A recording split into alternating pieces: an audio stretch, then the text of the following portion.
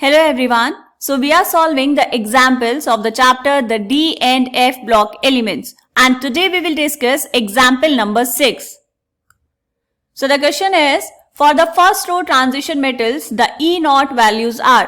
यहाँ पर आपको given है E naught values for vanadium -1.18, for chromium it is -0.91, for manganese it is -1.18, for Fe this is -0.44, for cobalt this is -0.28, for nickel -0.25 and for copper +0.34.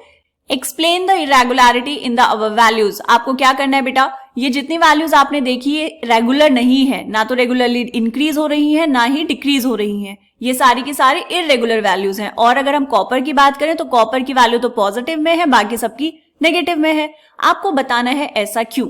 देखो बेटा, हम बात कर रहे हैं यहाँ पर आयंस की, मतलब M2+ से M जाना है, या फिर हम कहेंगे कि मेटल से जाना है M2+ में, राइट. M से M2+ में जाने के लिए आपको इलेक्ट्रॉन्स को निकालना पड़ेगा. तो पहले आप एक इलेक्ट्रॉन निकालेंगे तो एक आयनाइजेशन एंथैल्पी होगी, उसको हम बोलते हैं फर्स्ट आयनाइजेशन एंथैल्पी. फिर उस आयन में से आप दूसरा इलेक्ट्रॉन निकालेंगे तो वो होगी सेकेंड आयनाइजेशन एंथैल्पी. अब क्योंकि यहाँ पर जब आप आयनाइजेशन एंथैल्पीज देखेंगे बेटा, आयनाइजेशन एंथैल्पीज में भी बहुत सारे चेंजेस मिलेंगे. क्यों? क्योंकि देखो, अगर हम जैसे मैग्नीज की बात करें, मैग्नीज का एटॉमिक नंबर होता है 25, तो ये होगा 3d5 4s2. अब यहां से अगर हम सेकेंड आयनाइजेशन एंथैल्पी की बात करेंगे बेटा, वो कम होगी क्योंकि ये हो जाएगा 3d5 जो कि स्टेबल है. ठीक है, तो इलेक्ट्रॉनिक कॉन्फ़िगरेशन पे डिपेंड करता है आयनाइजेशन एंथैल्पीज, इसीलिए वो रेगुलर नहीं है. फर्स्ट आयनाइजेशन एंथैल्पी लिख सकते हैं हम और सेकेंड आयनाइजेशन एंथैल्पी, तो इन दोनों का जो सम आएगा वो भी रेगुलर नहीं होगा. ठीक, इसीलिए यहां पर इर्रेगुलरिटी देखने को मिलेगी. अब सेकेंड पॉइंट क्या है? सेकेंड पॉइंट में यहां पर हम बात कर रहे हैं बेटा सब्लिमेशन एंथैल्पीज की. सब्लिमेशन एंथैल्पी क्यों? अच्छा, सब्लिमेशन क्या होता है ये पता है ना हमें. सब्लिमेशन होता है बेटा जब आप डायरेक्टली सॉलिड से जा रहे हैं गैसियस स्टेट में, सॉलिड से जा रहे हैं गैस फेज में.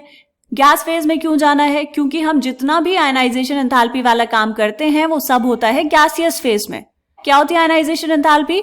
The energy required to remove an electron from the isolated gaseous atom, right. Valence electron को निकालना है आइसोलेटेड गैसियस एटम से. सो सॉलिड से गैस में जाने के लिए आपको कुछ ना कुछ एनर्जी देनी पड़ेगी. तो वो जो एनर्जी है बेटा, वो जो सब्लिमेशन एंथैल्पी है वो भी सबके लिए अलग अलग होगी. जिसमें मेटालिक बॉन्डिंग ज्यादा प्रेजेंट होगी उसकी सब्लिमेशन एंथैल्पी ज्यादा होगी, है ना. तो ये दोनों फैक्टर्स हैं जो वैरी करते हैं यहाँ पर मेटल टू मेटल, और इसीलिए जो इर्रेगुलरिटी है यहाँ पर ई नॉट वैल्यूज में वो आपको देखने को मिल रही है. बात समझ आई? अब देखते हैं यहाँ पर इसका सॉल्यूशन कैसे गिवन है. The E naught values are not regular, which can be explained from the irregular variation of ionization enthalpies delta IH1 and delta IH2. यहाँ पर जो हमने बात की है बेटा दो आयनाइजेशन एंथैल्पीज की, right, and also the sublimation enthalpies which are relatively much less for manganese and vanadium. Manganese and vanadium के लिए सब्लिमेशन एंथैल्पीज क्या है बेटा? कम है. तो यहाँ पर भी आप देख सकते हैं मैग्नीज और वेनेडियम के लिए सब्लिमेशन एंथैल्पीज कम है, तो इनकी जो ई नॉट की वैल्यू है वो ऑलमोस्ट सेम है, -1.18 एंड -1.18.